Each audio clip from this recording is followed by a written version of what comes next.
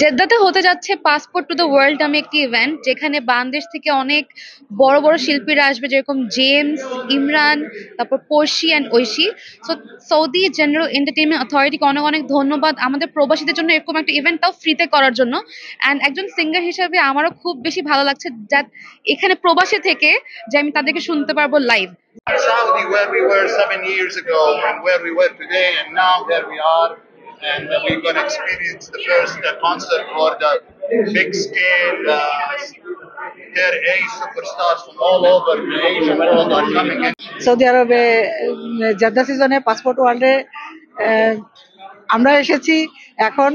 আর সামনে জেমস, ইমরান এবং পড়শি, আরো বাংলাদেশে অনেক শিল্পী আসবে।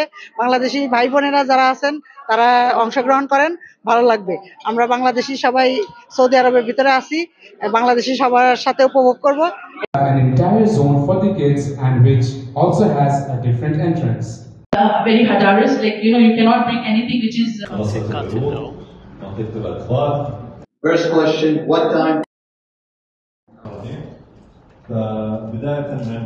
done for your sake, and you will enjoy it very well.